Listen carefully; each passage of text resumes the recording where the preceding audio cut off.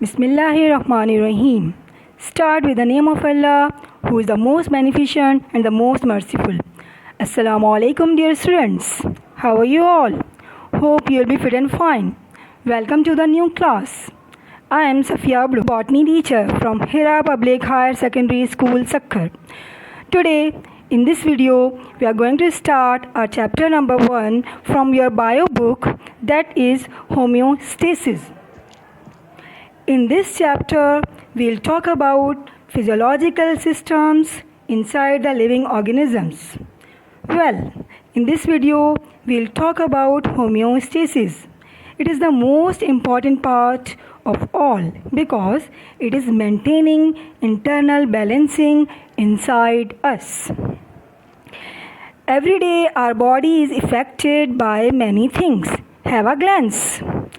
These conditions in which an organism live may vary greatly over a period of time.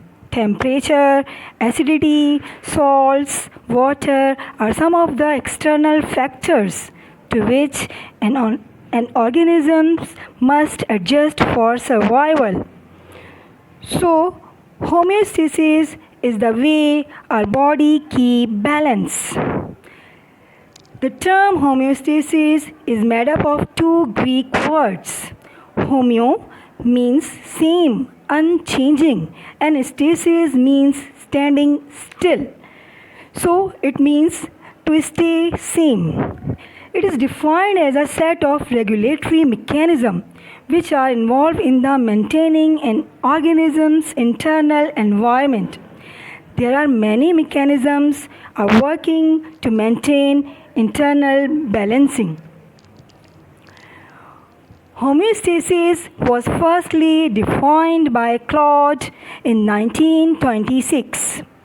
After that, Bernard in 1929 and later by American physiologist Walter Bradford Cannon in 1932. Homeostasis is the property of a system that regulates the internal environment and tends to maintain a stable, relatively constant condition of properties. All homeostatic control mechanisms have at least 3 interdependent components for the variable being regulated: the receptors, the control system, and the effectors.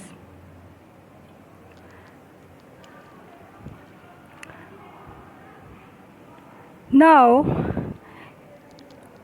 the important aspects of internal environment that must be kept constant are thermoregulation, regulation of temperature up to a tolerable limit, means maintaining the body temperature. Number 2, osmoregulation, regulation of osmotic pressure of cell determined by the relative concentration of solutes and solvents. Number 3, excretion, removal of excess substances, unwanted or toxic metabolic byproducts. Students will discuss these aspects one by one in detail in our next lectures. Okay, now need for regulating internal environment and control system. Concept of feedback.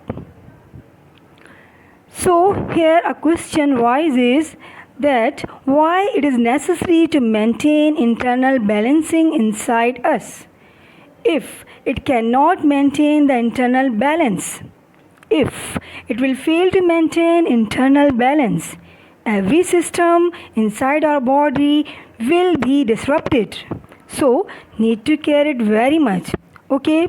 So there are numbers of mechanisms operating in the body of an organism to maintain homeostasis. Homeostasis requires a check and balance mechanism in the body. This check and balance mechanism is termed as feedback system. There are 2 types of feedback: negative feedback and positive feedback. Now first of all, come to negative feedback. Negative feedback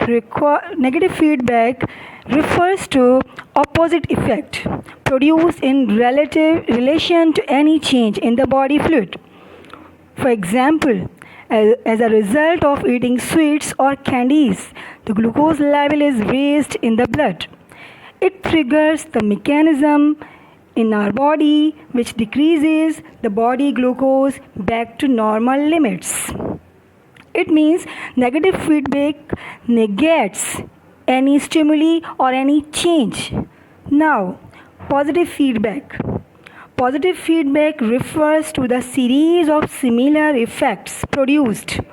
It enhances any change. For example, in case of temperature regulation in warm-blooded animals, increase in body temperature lead to further increase in temperature rather than decreasing it. It means it enhances any change or any stimuli.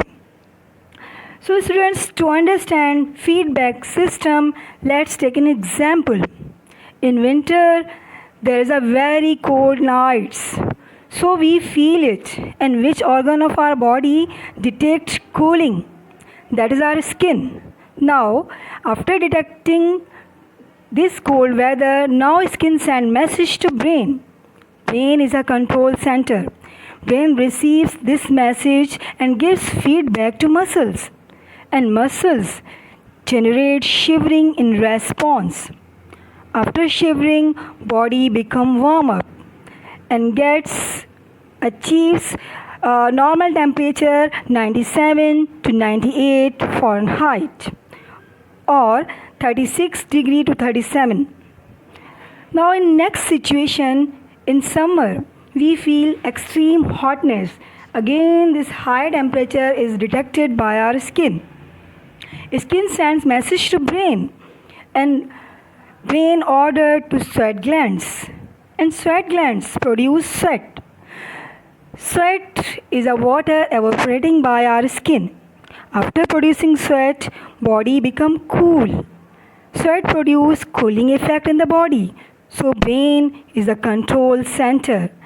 Skin is detecting any change. It is receptor in this case. And the organ which responds are called effectors. It is the example of homeostasis. What are they doing? They are balancing temperature. It is all about homeostasis. We have seen here receptors send message to control center and control center give order to effector. So there are three major parts of homeostasis that make the internal environment of the body, and they feel fluctuations of external environment. Okay students, clear? Now let's take a look on the important points of the lecture. We have learned homeostasis first. It can be defined as the protection of internal environment of an organism from the harm of the fluctuations of external environment. Then we have learned that there are three aspects of homeostasis. Number 1, thermoregulation. Number 2, osmoregulation. And number 3, excretion. After that, we have learned feedback, in which we have discussed positive and negative feedback. Okay, after that, we have also discussed three major components for homeostasis. These are receptors, control system, effector. Clear students? This is all about today's lecture. I hope these all points just clear to you. Inshallah, in next video, we'll discuss osmoregulation in plants. Students, if you have any query, you can contact me. Till that, take care and Allah Hafiz.